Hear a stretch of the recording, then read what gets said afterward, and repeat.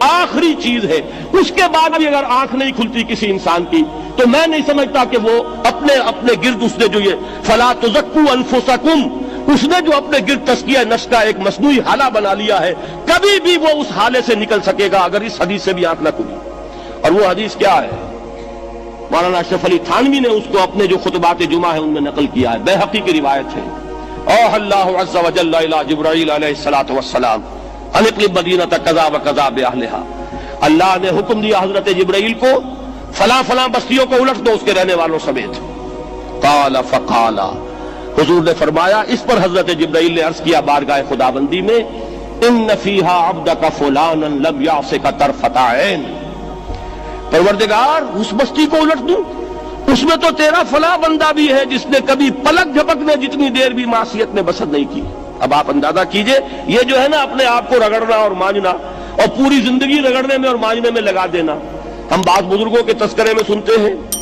اتنے اللہ والے تھے، اتنے اللہ والے تھے کہ ان کا گھوڑا بھی کوئی مشکوک دانہ نہیں کھاتا تھا،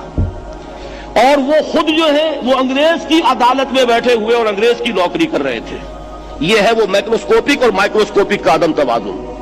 طاغوت کی چاکری کر رہے ہیں، انگریز کی ملازمت کر رہے ہیں، انگریز کے قانون کی تنفیذ کے اندر اعلی کار بن رہے ہیں، لیکن ذاتی تقوی اور ذاتی نیکی اور ذاتی للہیت جو ہے اس کا معیار یہ ہے کہ ان کا گھوڑا بھی مشکوک چارہ اور مشکوک کھانا نہیں کھا سکتا۔ یہ ہے وہ عدم توازن، اس کو نوٹ کیجئے گا، جس کو کہ اس حدیث میں محمد رسول اللہ صلی اللہ علیہ وسلم نے واضح کر دیا کہ حضرت جبرائیل عرض کرتے ہیں کہ اللہ فلاں بستی کو الٹ دوں، اس میں تو تیرا فلاں بندہ بھی ہے جس نے پلک جھپکنے جتنی دیر بھی معصیت میں بسر نہیں کی۔ ذاتی نیکی کا اب اس سے اونچا کوئی مقام کوئی شخص مجھے اگر بتا سکے تو میں اس کا مرید ہو جاؤں گا۔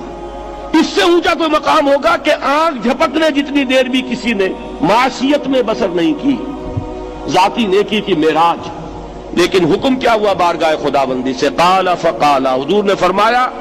اللہ تعالیٰ نے حکم لیا جبرائیل کو، اقلب علیہ وعلیہ، الٹو اس بستی کو، پہلے اس بدبخت پر پھر دوسروں پر۔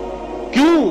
فإن وجهه لم يتمعر في ساعة قط، اس لیے کہ اس کا چہرہ کبھی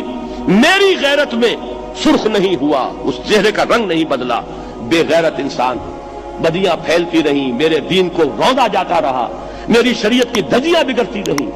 عوامر کا مذاق اڑایا جاتا رہا، نواہی کے لیے دنیا کے اندر جن چیزوں سے میں نے روکا اس کے لیے فلسفے تراشے گئے، اور یہ لگا رہا مست رکھو ذکر و فکر صبح گاہی میں اسے، یہ سوائے ذاتی اپنے اس اصلاح کے اور ذاتی تقوی کے اور ذاتی نیکی کے اور ذاتی عبادت گزاری کے یہ میدان میں نہیں آیا، اس کا خون نہیں کھولا کبھی، اس کے چہرے کا رنگ متغیر نہیں ہوا، لہذا یہ دوہرا مجرم ہے۔ یہ ہے وہ تصور جو یہاں پر نوٹ کیجئے۔ ہاں اس کے یہ معنی بھی نہیں ہے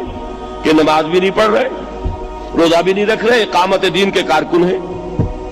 فرض نماز آ گئی ہے وہ چلی جا رہی ہے، جماعت کا کوئی اہتمام نہیں ہے۔ اب یہ دو انتہائیں ہیں، ایک انتہا یہ کہ وہ تزکیہ نفس جو ہے اسی میں وہ رگڑنے اور مانجنے کا عمل جاری ہے، ایک یہ کہ اس کا سرے سے کوئی تعلق ہی نہیں، اپنی ذات سے بحث ہی نہیں۔ وہ کیفیت وہ ہو گئی ہے جو یہود کی آئی ہے قرآن مجید میں کہ تامرون الناس بالبر وتنسون انفسکم وانتم تتلون الکتاب، کیا تم لوگوں کو نیکی کا حکم دیتے اور اپنے آپ کو بھول جاتے ہو؟ یہ دوسری انتہا ہے۔ پھر وہی بات عرض کروں گا، وہی بال سے زیادہ باریک اور تلوار کی دھار سے زیادہ تیز راستہ ہے جس پہ چلنا ہوگا کہ نہ یہ ہو کہ وہ مبالغہ ہو رہا ہو، اپنی ذاتی اصلاح میں تو مبالغہ کی حد تک آگے جا رہے ہیں، اور دوسرے یہ کہ اپنے دین کی تبلیغ و اشاعت، اقامت دین کی جد و جہد، اس کا کھانا ہی نہیں کھولا زندگی میں، وہ کھاتا ہی نہیں کھلا۔